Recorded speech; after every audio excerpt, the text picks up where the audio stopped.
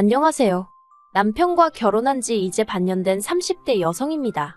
남편과는 어느 다른 커플보다도 조용히, 무난하게 연애를 해왔기 때문에 결혼 반년 만에 여기 와서 제 이야기를 하게 될 줄은 상상도 못했는데, 사실 연애 때는 남편과 저 두 사람만 신경 쓰면 됐으니까 설령 갈등이 생기더라도 일이 커질 틈이 없었거든요.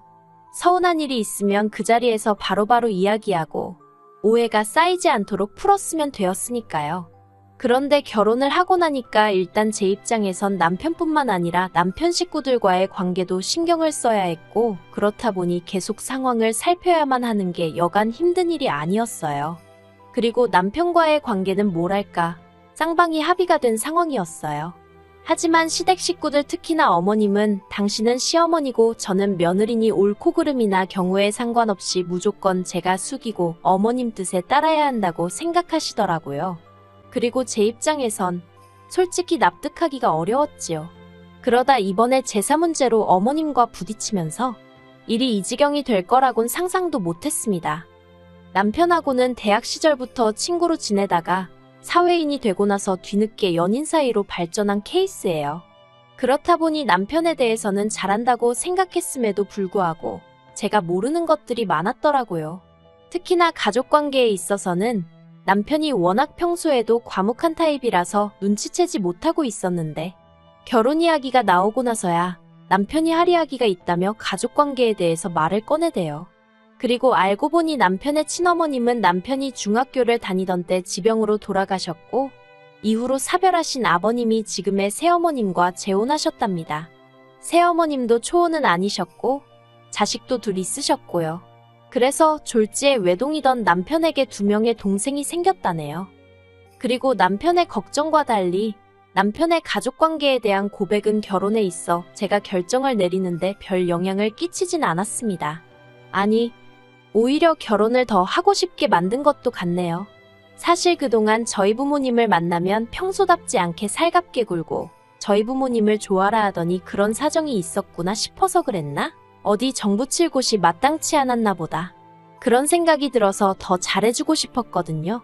그리고 이런 마음은 결혼 후에는 더 강해지고 커져갔는데, 그 이유가 제가 결혼 전에 시댁을 2번쯤 갔었고 결혼 후에도 2번쯤 갔었거든요.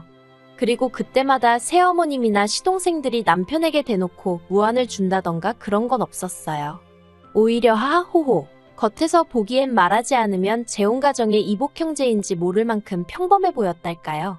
하지만 남편이 잠깐 자리를 비운다던가 그러면 자기들끼리 무언의 눈빛으로 대화를 한다던가 뭔가 자기들끼리 똘똘 뭉쳐있다는 게 보이더라고요. 그러니 20년 가까이 그렇게 살아온 저희 남편은 얼마나 서럽고 소외감을 느꼈을까 싶대요. 아무튼 남편하고 결혼할 때 생각지도 못했는데 아버님으로부터 건물을 받았어요. 알고 보니까 아버님이 돌아가신 친어머님과 결혼할 당시 재산이라곤 하나도 없으셨답니다. 반면에 돌아가신 친어머님은 그래도 지역유지의 딸이라서 재산이 꽤 많으셨던 모양이에요. 그리고 그런 친어머님이 돌아가실 당시 아버님에게 다른 건 몰라도 건물만큼은 남편이 장가갈 때 꼭 주라고 신신당부를 하셨다대요. 감사하게도 아버님이 그 약속을 지켜주신 거고요. 그래서 저희는 어느 다른 신혼부부들보다 솔직히 마음 편하게 결혼 준비를 할 수 있었습니다. 그렇다고 말도 안 되는 사치를 부리고 그런 것은 아니고요. 적어도 신혼집을 어떻게 할지 그런 고민에선 자유로울 수 있었네요. 그런데 이걸 가지고 새어머님께선 굉장히 못마땅해 하셨습니다. 아버님과 재혼하던 당시 그 건물이 당연히 아버님 거라고 아셨지, 그게 훗날 저희 남편한테 돌아갈 거라곤 생각을 못 하셨던 모양이 돼요. 그래서 내내 그 건물에서 나오는 월세로 생활을 해왔는데 갑자기 그 돈이 없어지니 당황스럽다며 저희더러 그걸 기어이 지금 받아가야겠냐고 싫은 소리를 몇 번이나 하시더라고요. 하다못해 동생들 시집장가라도 가고 나면 그때 정리해도 늦지 않다면서요. 하지만 그런 이야기를 듣고 있으니 저는 더욱이 지금이 아니면 안 되겠구나 싶었습니다. 막말로 시동생들 시집장가 갈 때 되면 건물 팔아먹자고 나이 드신 아버님을 달달 볶기라도 해봐요. 그땐 저희야말로 눈뜨고 코 베이는 거 아니겠어요. 솔직히 저희 것이 될 거라곤 상상도 못했던 건물이지만 저희 거라는 걸 알게 된 이상 어떻게든 지켜야겠다는 생각뿐이었습니다. 남편 하나만 보고 결혼을 결심한 건 사실이지만 그렇다고 주어진 몫을 포기할 만큼 멍청이도 아니었으니까요. 그리고 이건 저희 남편도 몇 번이나 동의한 부분이었습니다. 솔직히 그 오랜 시간 동안 새어머님도 정말 친어머님처럼 남편에게 정을 주셨다면, 그리고 시동생들도 남편을 그렇게 믿고 따라주었다면 저희 남편이 절대로 그렇게 선을 그었을 리가 없거든요. 그런데 제대로 가족이라고 느낄 만큼 감정적 교류가 없었던 탓인지 금전적인 부분에서는 남편도 나름대로 확실히 선을 그으려는 게 보였습니다. 어쨌든 맏아들이니 그에 따르는 책임과 도리는 하겠다. 하지만 그 이상은 못한다는 입장이 분명했달까요. 그런데 지난 어버이날이었습니다. 새어머님이 회가 드시고 싶다며 호텔에 있는 식당으로 예약을 하셨더라고요. 그래서 그 자리에 시부모님과 저희 부부 그리고 시동생 둘이 모이게 되었어요. 남들이 보기에는 다복하고 화목한 분위기였을 거예요. 하지만 식사가 시작되고 얼마 지나지 않아 불편한 주제들이 조금씩 거론되기 시작했습니다. 특히나 돈에 관해서요. 새어머님께서는 저희가 건물을 가져간 이후로 살림을 꾸려나가기가 아주 힘에 부친다면서 끝없이 앓는 소리를 하셨어요. 하지만 솔직히 아버님이 그 연세에도 연금으로 300 남짓 받고 계셨고, 저희가 건물 증여가 끝남과 동시에 매달 100만 원씩 생활비에 보태시라고 보내드리기 시작했거든요. 게다가 신우도 직장 생활을 하고 있었으니 아무렴 자기 부모에게 돈 10만 원 안 드렸겠어요? 제가 생각하기엔 그나마 마음에 걸리는 건 도련님이었는데, 거기도 이제 아르바이트해서 자기 용돈 벌고 하면 크게 돈 들어갈 일이 있나 싶었지요. 참고로 저희 남편은 자라는 내내 집에 재산이 없는 것도 아니었는데, 새어머님이 남자라면 독립심이 필요하다며 고등학교 때부터 아르바이트를 하라고 그렇게 눈치를 주셨답니다. 그래서 실제로 고등학교 2학년 때부터는 아버님이 어머님 몰래 챙겨주신 용돈 말고 공식적으론 용돈 한 번 받은 적 없고 대학 등록금도 반 이상 자기가 벌어서 보탰다고 하더라고요. 그런데 이제 와서 저희더러 생활비가 어떻고 시동생들이 어떻고 하면 아무리 제가 아닌 남편이 겪은 일이라고 해도 저에게는 제가 겪은 거나 마찬가지로 느껴졌으니 그런 어머님의 하소연이 곱게 들릴 리가 없었지요. 그래서 어머님께 마치 어머님의 속뜻이 무엇인지 하나도 못 알아들은 것 마냥 이참에 시동생들도 독립심을 키워야 하지 않겠냐고 아무것도 지원해주지 마시라고 단호하게 조언을 해드렸답니다. 그랬더니 제 예상대로 어머님이 당신이 일전에 한 말이 있어서인지 뭐라고 더 말씀은 못하시고 저더러 너는 참 냉정하구나 하시대요. 하지만 이런 이야기 때문에 제가 결혼한 지 반년 만에 시댁하고 안 보고 살고 싶네 그런 소리를 하게 된 것은 아니에요. 제가 정말 화가 난 건 엊그제 어머님한테 전화를 받았는데 다음 주에 당신 친정어머니 제사를 지낸다고 하시더라고요. 어찌나 생소하던지 저는 처음에 돌아가신 친어머님 제사를 지내신다는 줄 알았다니까요. 그런데 그게 아니라 새어머님의 친정어머니 제사를 지낸다면서 저더러 일찍 와서 제사 준비를 도우라고 하시더군요. 그리고는 덧붙여서 말씀하시기를 신우는 안 불렀답니다. 이런 건 원래 며느리가 도와줘야 하는 거라면서 제가 안 오면 당신 친지들이 계모라서 당신이 시어머니로서 제대로 대접도 못 받고 산다고 생각할 거라고, 그러면 저희 남편 얼굴에 똥칠하는 거라면서 꼭 와야 한다고요. 그래서 제가 어머님께 무슨 말씀이신지는 알겠지만 어머님도 아시다시피 저도 직장인이라서 그렇게 시간을 내기가 쉽지가 않다고 했습니다. 그리고 어째서 새어머님 친정부모님 제사까지 제가 해야 하냐, 솔직히 납득이 가지 않는다고도 덧붙였지요. 그러자 어머님이 제 남편을 당신이 어떻게 키웠는 줄 아냐면서 저더러 이러는 거 정말 경우 없는 짓이라고 하시는 거예요. 그래서 제가 일단은 남편하고 이야기를 해보겠다 했습니다. 솔직히 만약에 남편이 저더러 한 번만 참고 그렇게 해달라고 하면 해줄 생각이었어요. 결혼할 때부터 시댁일에 관해서는 가능한 남편 마음이 편한 쪽으로 내가 맞춰주겠다는 마음이었거든요. 참고로 남편도 저희 친정부모님한테 정말 친아들급으로 잘해요. 친정아버지도 든든한 사위가 생겨서 너무 좋다 하시고요. 그렇다 보니 제가 시부모님에게 특히나 새어머님께 감정이 좋진 않았지만 그래도 몇 번이나 내가 잘해야지 하는 생각을 하게 되대요. 그런데 남편의 반응은 역시나 제 예상을 크게 빗나가지 않았습니다. 자기는 새어머님이 당신의 친정어머님 제사를 지내셨는 줄도 몰랐다면서 설령 알았다고 해도 가도 자기나 이복 동생들이 가는 거고 도와도 신우가 해야지 왜 피 한 방울도 안 섞인 저에게 그러시냐며 신경 쓰지 말라더군요. 자기가 알아서 잘 이야기하겠다고요. 그런 남편의 모습에 괜히 미안하기도 하고 고맙기도 해서 알겠다고 했습니다. 그리고 어머님께는 그래도 못 간다고 직접 말씀드리는 게 매너다 싶어서 문자는 하나 넣었어요.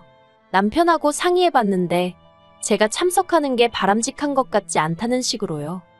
그랬더니 며칠이 흐르고 주말, 어머님이 시동생들까지 데리고 저희 집에 연락도 없이 오셨습니다.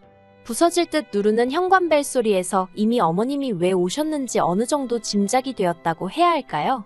그나마 다행히 남편도 같이 있었고, 솔직히 제가 무슨 죄를 지은 것도 아니니 일단 현관은 열어드렸지요. 이윽고 5사람이 거실에 둘러앉았는데 신우가 한다는 소리가 소파샀냐입니다. 맞아요. 원래는 제가 자취할 때 쓰던 걸 쓰려고 가지고 왔는데 솔직히 건물에서 월세 나오는 거 알고는 남편하고 상의 끝에 소파만 좋은 걸로 바꿨어요. 그래서 그렇다고 하니까 어머님이 건물 가져가니까 세상이 다 니네 거 같지? 그러시는 거예요. 황당해서 무슨 말씀을 그렇게 하시냐니까 저희가 홀딱 건물을 받아서는 당신들은 사는 게 빠듯해졌는데 속이 상해서 그렇답니다. 그러면서 당신이 그 건물을 손에 쥐고 있었어도 제가 제사에 오네 못 오네 소리를 했겠냐는 거예요. 그제서야 어머님이 뭔가 착각을 하셔도 단단히 하고 계시구나 싶었습니다. 그리고 남편이 먼저 나서서 자꾸 건물 이야기 하지 마시라고 하대요. 건물은 돌아가신 친어머니 재산이었고 아버지가 유언에 따라 저에게 넘겨주신 거니 솔직히 새어머니는 거기에 대해서는 이러쿵저러쿵 말씀하시면 안 된다고요.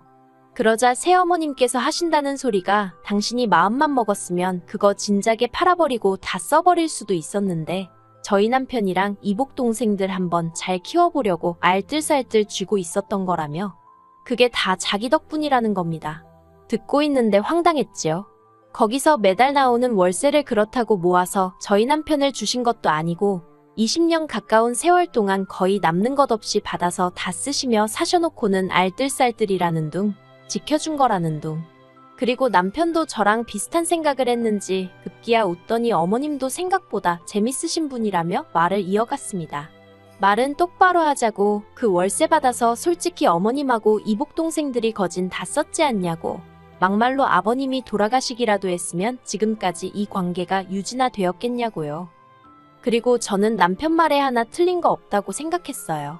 솔직히 어머님도 아버님의 그늘 밑에서 생활하신 분이지 어머님이 저희 남편을 먹여 살리기 위해 어디서 일 한번 하신 적 없으십니다. 살림이나 그런 건 꼭 저희 남편 때문만이 아니라 아버님과 다른 두 이복 동생을 위해서라도 어쩔 수 없이 하셔야 했겠지요. 그러니 저희 남편이 자라는 동안 약간의 도움은 받았다고 볼 수 있지만 그마저도 어머님의 진심이라기보다는 사정이 그렇고 상황상 어쩔 수 없이 발생한 일에 가깝잖아요. 그래도 남편은 새어머님도 어머님이라고 사회생활 시작하고는 용돈도 챙겨드리고 깍듯이 모셨습니다. 이복 동생들에게도 살가운 오빠는 아니더라도 어려운 오빠는 되지 않으려고 여러 가지 노력을 했고요. 물론 이복 동생들이 저희 남편에게 기대하는 오빠로서의 역할은 돈이 전부였긴 하지만요. 대화가 길어질수록 솔직히 새어머님 쪽이나 저희 남편이나 그간 차마 입 밖으로 내지 않았던 속내가 드러나기 시작했습니다. 새어머님 쪽은 짐작한 대로 이러나 저러나 한마디로 너는 내가 키웠으니 은혜를 갚아라는 거였고 저희 남편은 자기는 혼자 큰 거나 다름없다 생각한다고 막말로 새어머니가 내 생일 때 미역국이라도 한번 끓여줬냐며 울분을 토했어요. 그리고 시동생들은 솔직히 걔들한텐 어쨌든 새어머님이 친엄마고 세상에 하나뿐인 엄마니까 당연히 그쪽 편을 드느라 바빴지요. 저희 남편이 건물을 가져가 버려서 자기들은 이제 굶어 죽게 생겼다는 말도 안 되는 소리를 하면서 말이에요. 그렇게 한바탕 소란이 지나가고 결국 남편이 아버님께 연락을 드렸습니다. 아버지 식구들이 여기 와서 행패를 부리고 있으니 얼른 와서 데려가라고요. 그러자 새어머님은 너 잘했다면서 아주 네 아버지한테 혼나봐야 정신을 차리겠다고 더 당당하게 꼼짝도 안 하더라고요. 그리고 이복 동생들은 이복 동생들대로 자기 어머니 옆에 붙어 있고 그 모습을 보고 있으니 남편이 얼마나 외롭게 컸을지 정말 안 봐도 눈에 뻔하더라니까요. 그리고 얼마 안가 아버님이 오셨는데 아버님은 새어머님을 보자마자 추태 좀 부리지 말라며 화를 내셨어요. 새어머님은 아버님이 당신 편을 들 줄 알았는데 당신한테 언성을 높이니 당황하신 눈치였지요. 새어머님께서 아버님더러 지금 상황 파악이 안 되느냐고 쟤들이 나한테 덤빈다. 이게 다 당신이 건물을 줘서 이렇게 된 거 아니냐? 돈 좀 생겼다고 애가 위아래도 몰라본다. 빨리 건물 내놓으라 해라. 속사포처럼 말을 쏟아냈지만 아버님께선 그런 새어머님께 남의 재산으로 그 정도 배불리고 살았으면 됐지. 욕심도 사납다고 계속 화를 내실 뿐이었어요. 그리고는 이복 동생들에게도 내 생각에 내가 니들 아버지로서 해줄 만큼은 해준 것 같으니 이제 알아서 독립하려면 독립해라. 정말 무서우리만치 낮은 목소리로 말씀하시대요. 그리고 결론부터 말하자면 일단 지금 새어머님은 찍소리도 못하고 예전처럼 아버님과 살고 계시고요. 이복 동생들도 무슨 약이라도 먹었는지 저희 남편한테 아주 깍듯해졌어요. 하지만 그 속내야 뻔하지요. 신우는 시집 가려면 결혼 자금이 필요하니 그러는 것일 테고 도련님이야 유학을 가고 싶네요 전에 노래를 불러댔으니 뭐 결국은 다시 돈 때문 아니겠어요? 그리고 저희 남편이 그러더라고요. 지켜야 할 게 없을 때는 바보같이 당해주면서 그래도 이게 제일 편한 길이라고 생각을 했대요. 근데 이제 자기에겐 저라는 가족도 생겼고 돌아가신 친어머니가 물려주신 재산도 지키고 싶어서 그렇게 바보같이 살지 않을 거랍니다. 다만 아버님에 대한 남편의 심정은 아직 복잡한 것 같아요. 평생을 원망 아닌 원망을 하며 살았는데 결정적인 순간에 남편의 입장에 서주신 게 남편에겐 여러 가지로 큰 의미였던 것 같거든요. 그리고 저야 뭐 남편이 어느 쪽으로 향하든 같이 따라갈 생각입니다.